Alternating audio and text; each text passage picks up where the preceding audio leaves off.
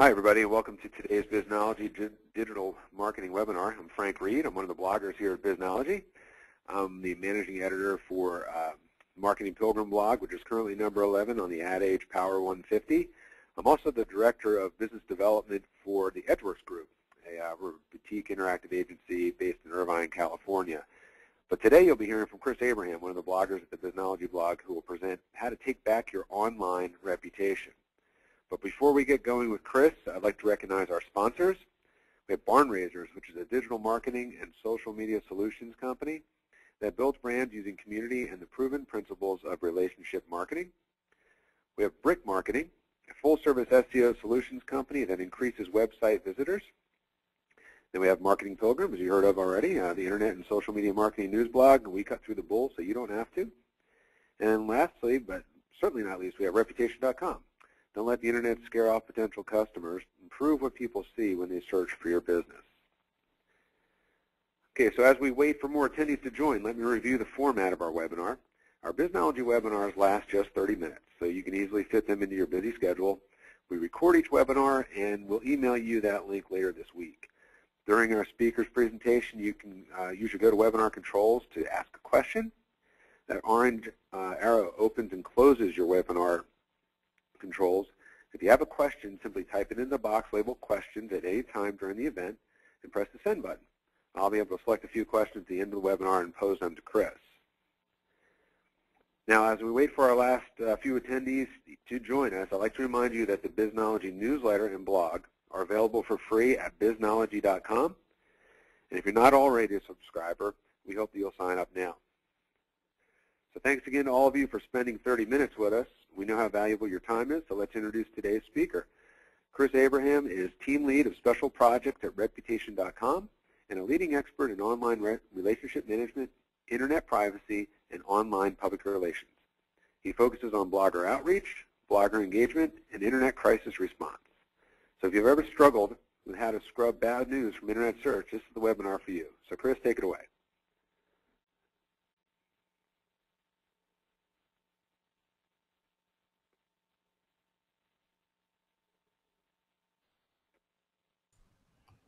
Chris, are you there?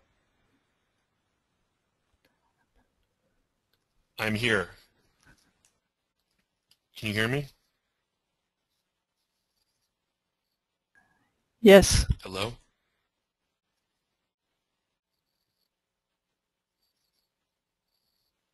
Can you hear me?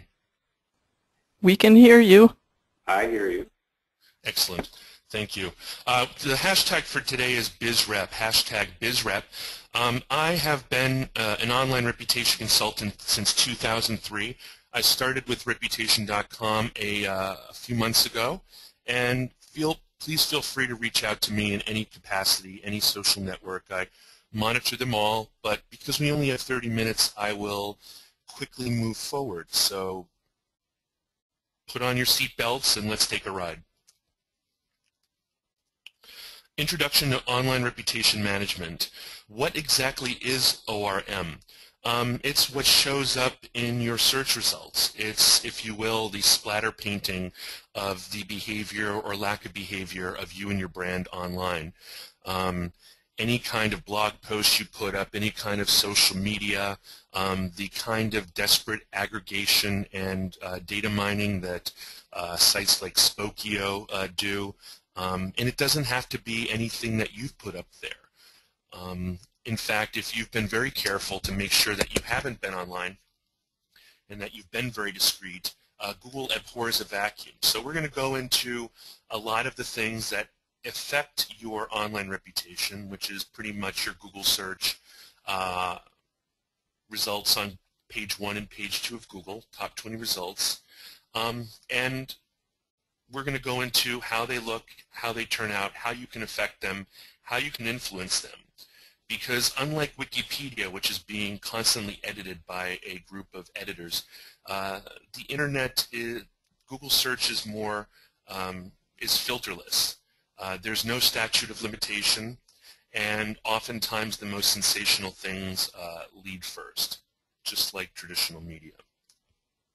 Here's some statistics. The funny thing is that 80% of reputation damage risks comes from the difference between who you are or who you see yourself and how you're reflected on search. That disconnection between your buzz and your reality, that dis-ease is what oftentimes drives people to reach out to me and to reputation.com.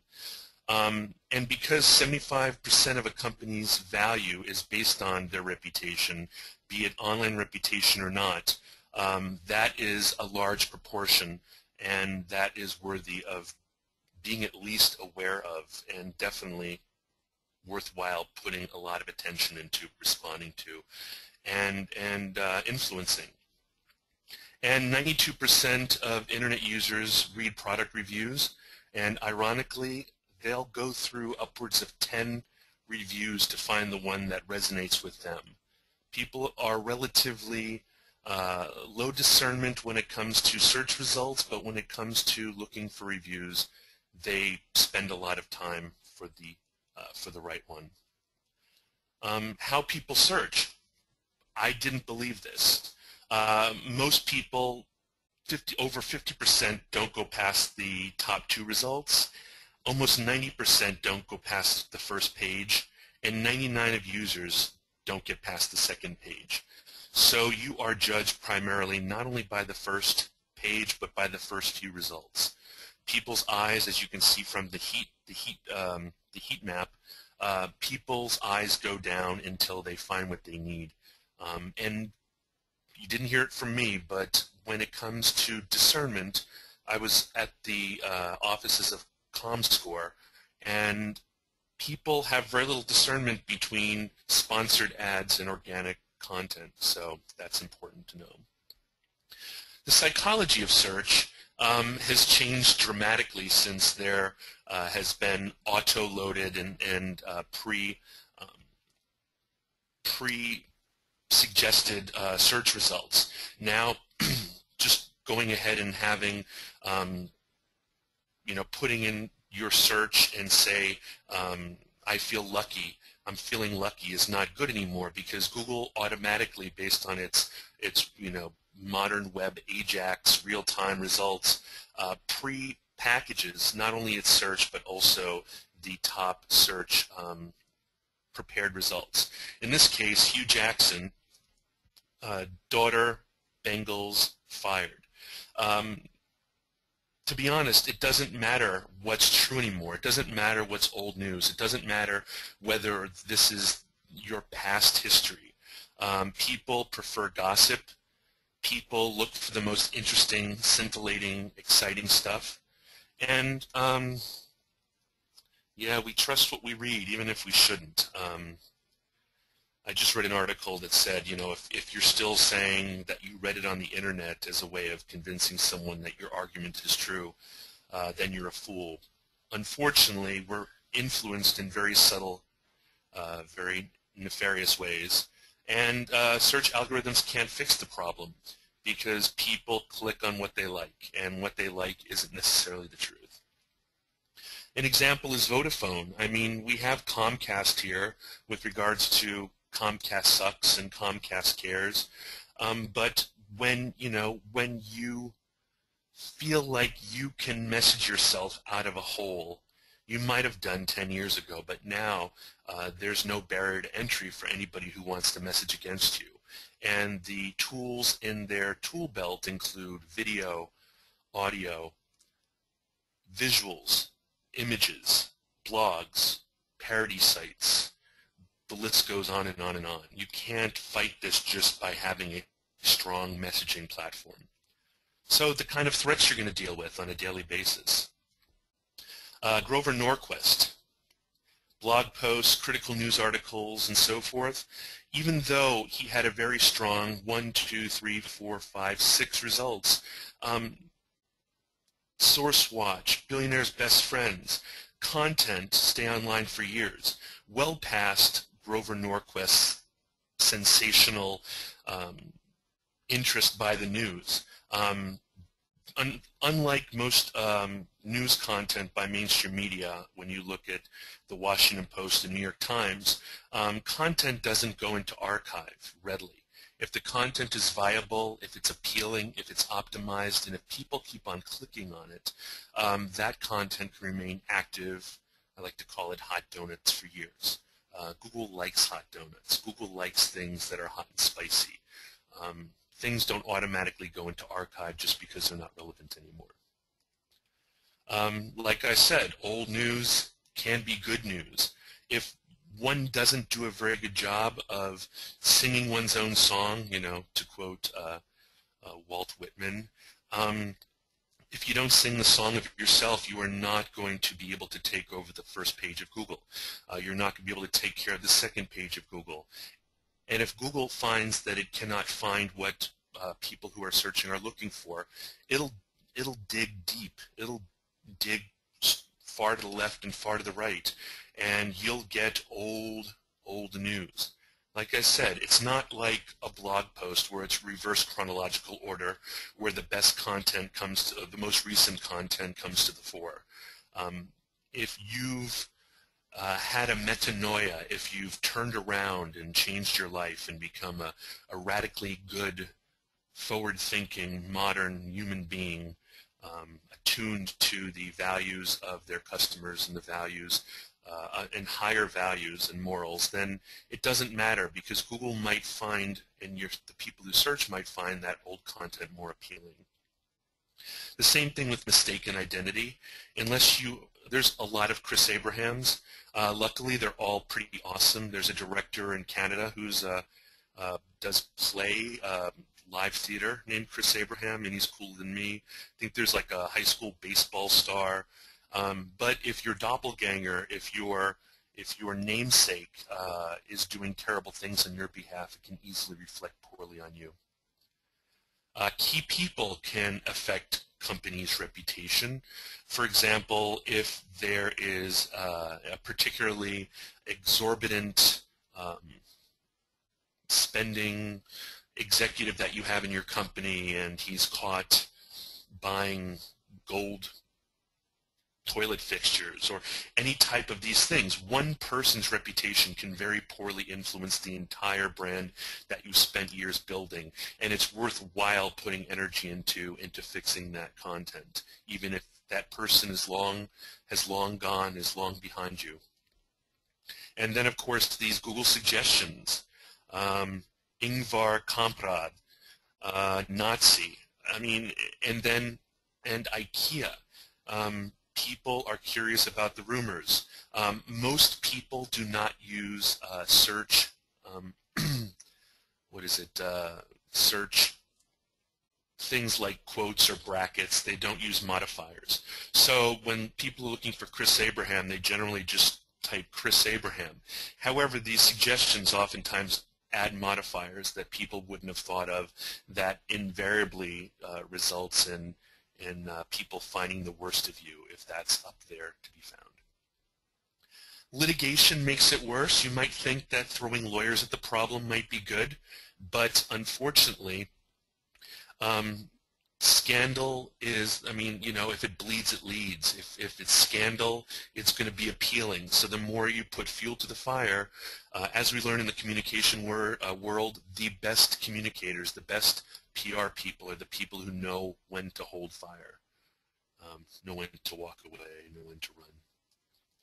The common mistakes, and I apologize if we're moving so quickly, but we only have half an hour, and it took me 20 minutes to try to figure out how to turn off the mute, so please bear with me. We can always answer your questions if I'm moving too fast later. ORM is not SEO. Online reputation management is not search engine optimization. What that means is no matter how much you optimize your personal brand page, your personal website, you are only going to get, if you'll notice, the green area.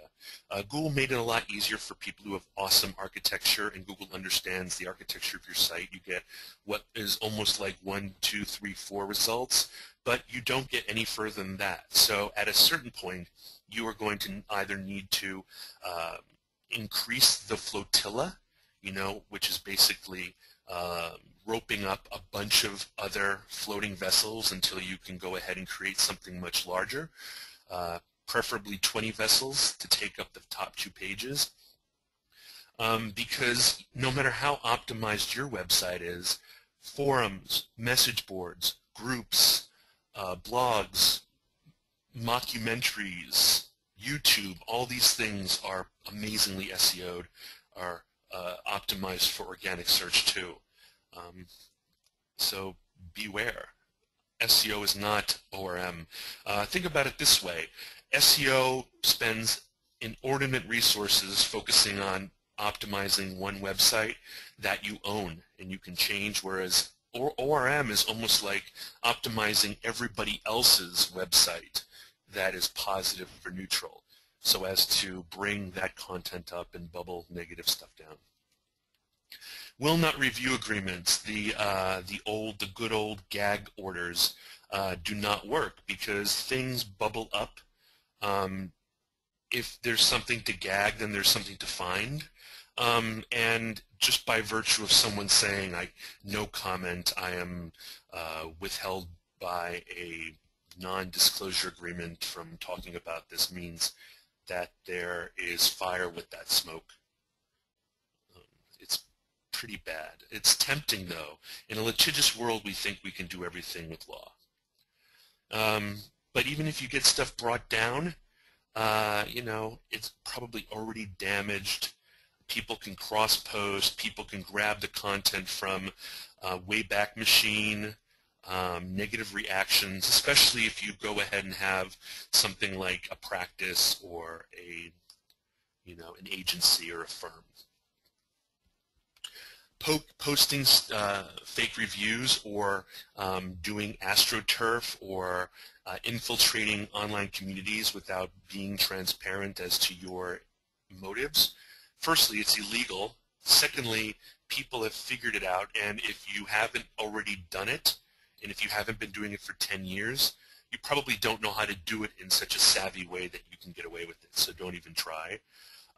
You'll get caught up in an arms race.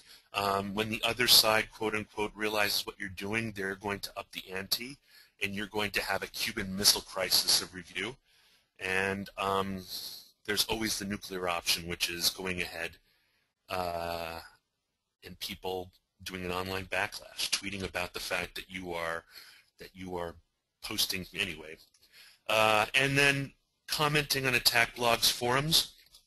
I always recommend counter messaging. If you see something that's going terribly wrong, write your own content on your own site to make sure that you can counteract that content. But if there is a witch hunt going on in a message board or forum, do not engage. It's just not worthy. It's just, don't even get your friends and family to go in and help you. However, on the other hand, if anybody ever says something nice about you on blogs or forums or even Reddit or anything, if people are saying nice things about you, just go in there as yourself and comment. But do not participate in negative conversation unless you have the ability to transcend blowing up and freaking out and getting yourself into bigger problems. Best practices, there we go. H&M does an amazing job. H&M actively participates. It's called Unified Approach across multiple venues. They have an amazingly optimized website.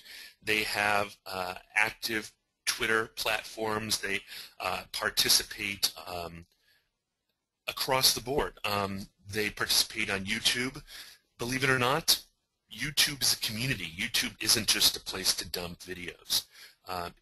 When you participate in an integrated, unified across platform approach, you need to make sure that you don't fire and forget, that you don't create a slurry of ghost towns, and that you participate in the conversation that happens there. This is a great ORM is a great argument for creating a social media engagement policy with your company, because it's not just about flirty chat with people who might or might not like you and answering silly questions. There's actually a secondary effect of participating online, and it is controlling your top 20 results.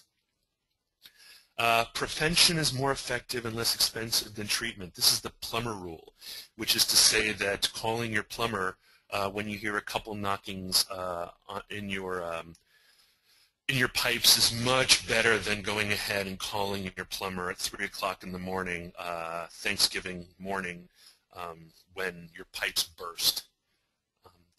Control as many search results as possible. If you can control all 10, and you can. I mean, search for Chris Abraham. I control like 5 pages.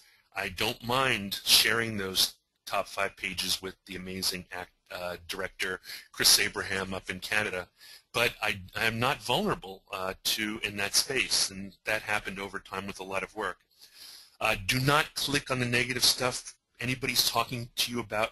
If you are not already H&M, every click that anybody does in search on a negative result is going to juice it up, if you will. Because if it's a low trafficked search, then any click is going to affect it a lot. And here's something that nobody ever talks about. If you are a member of any of Google's services, you are connected through your address book, through Google+, through everything, so that when you participate in search, all of your friends will get a little bit of your vibe. And then be proactive with online reviews. It's very important. Number 3 is really important because Google abhors a vacuum, so do not allow your search results to not be defined by your voice. If you must, write leaves of grass. But you need to participate because Google likes pre-preparing food.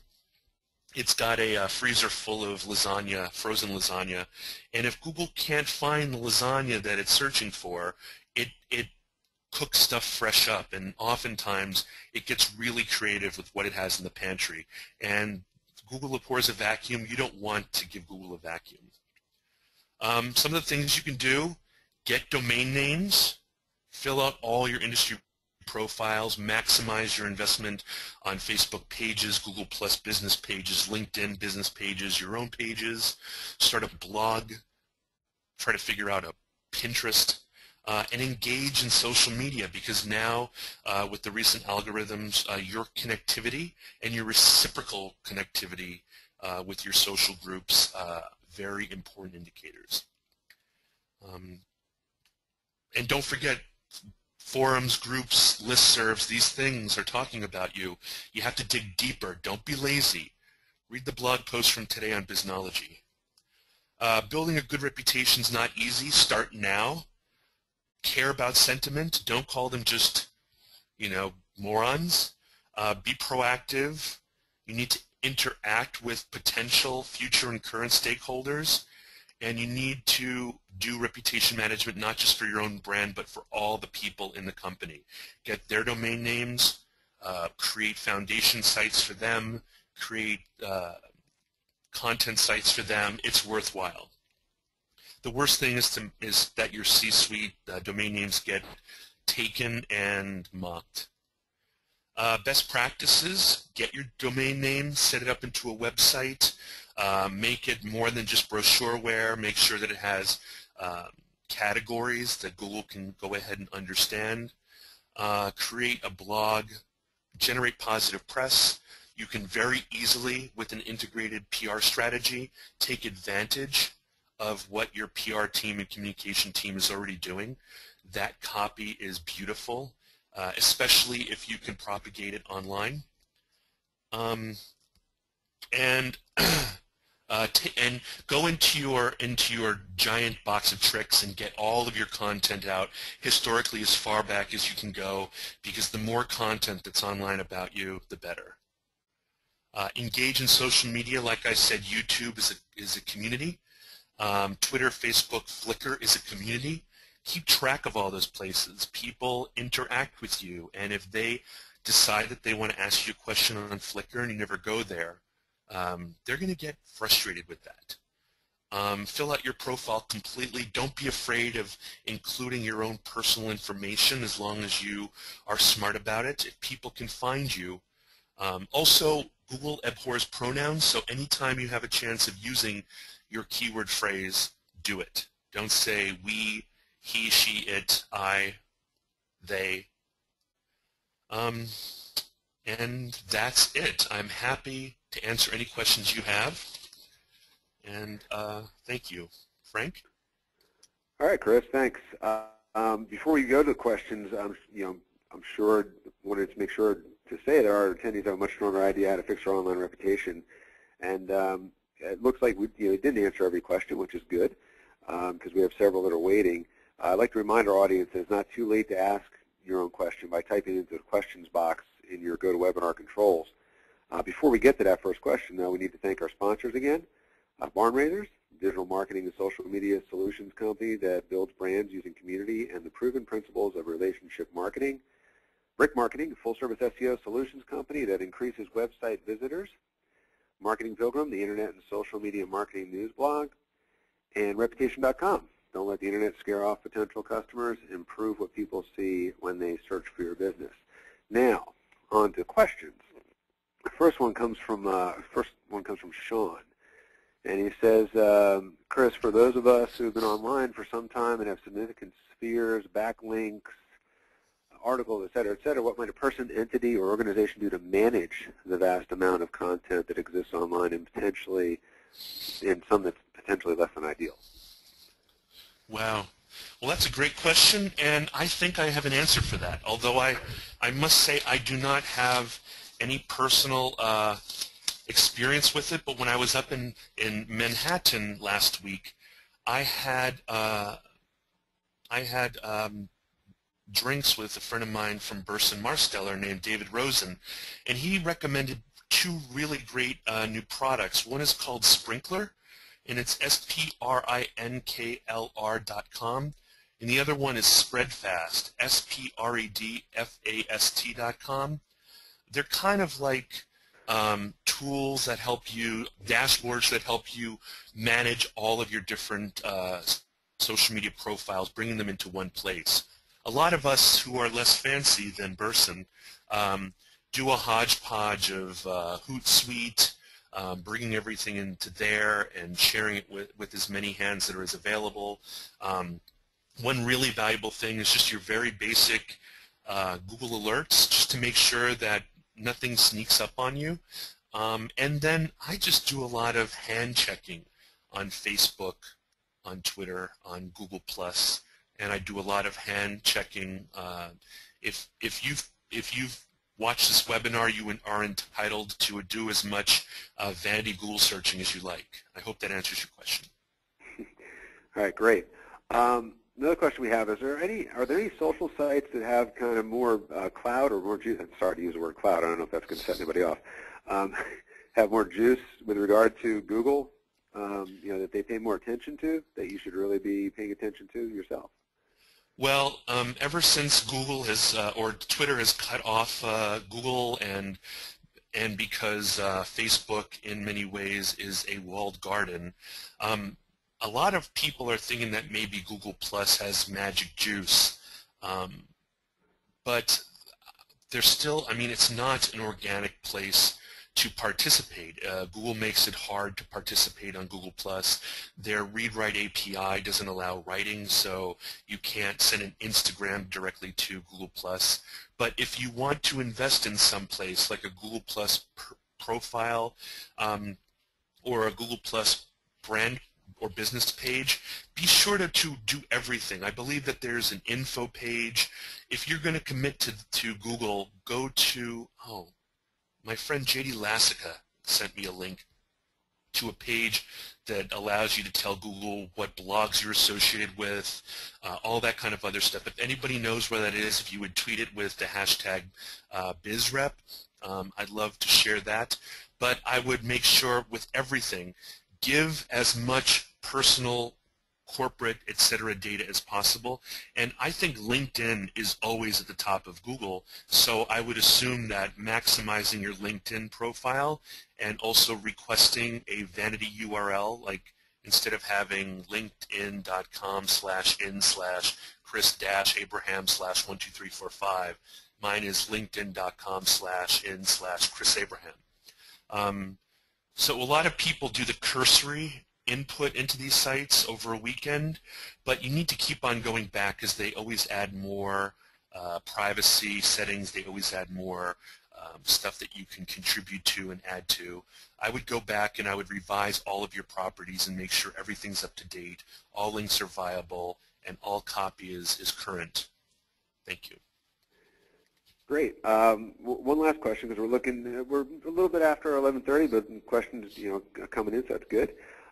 If at that moment that you screw up, where you hit the send button and you really shouldn't have, what should be your immediate? Do you have any type of immediate course of action, or is it just kind of let it happen and then respond, or how do you recommend to go about that? If you know you made a mistake, you did something you shouldn't have online.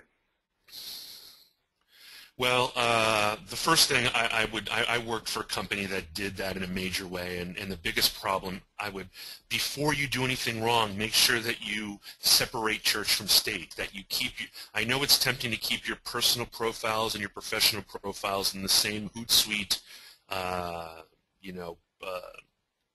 campaign, interface, but don't do it because it's a trick. You need to make sure that you click the right thing and take the right thing, click off, and blah, blah, blah. That's where most of the mistakes happen. If you fire and make a mistake, you probably have 5 seconds that you can go in and delete it before the entire world follows you. Everybody is not a Detroit automaker. Everybody is not, unless you're a Fortune 50 company, even a Fortune 500 company, or unless you are in a nonprofit that's under scrutiny, or you are a politico, people generally are not going to be looking at you, waiting for you to mess up. So Twitter needs to be faster. Facebook and Google Plus, pretty easy to delete that. However, if the cat's out of the bag and anybody has started retweeting, you need to get right in there and you need to own it. You can't let it get out of control. You need to be human. You need to throw yourself at the mercy of the court. And you also need to go behind the scenes and reach out to the people who are making this noise and see if you can set up an interview, you can set up a back channel conversation, because honestly at this point you need to become as human as possible. Secondly, if you do what I do, which is making mistakes almost constantly, then at some point the result of being bombastic is that you train your audience to kind of roll their eyes as opposed to doing anything else. So if you train them to expect if you train them to expect you to be human, you will have much more slack in your leash. All right, great. Well, I guess my takeaway on this is that probably don't have to worry because maybe people really aren't hanging on every word that I have to say. That's disappointing. But I think that's all the time we do have for today, because we're at a few minutes past 11:30. We want to be respectful of times. And thanks, Chris, for great ideas, and thanks especially to our audience for your participation and questions. If you do have any questions that you didn't get answered today, you can email your question to Eileen. That's EILEEN at MikeMoranGroup.com. And so be sure to get them to Chris for an answer. Later this week, we'll send you all a link to the recording of the webinar so you can listen to it again and share with others. And we also invite you to mark your calendars for our next Biznology webinar. It's all e-commerce, how the social, local, mobile web affects sales online and offline. And that's scheduled for 11 a.m. Eastern Time in the U.S. on January 15th in 2013, which is just around the corner. Thanks again, Chris, for your presentation today, and thank you, everybody, for attending, and we'll see you in January. Have a great holiday season and a great new year.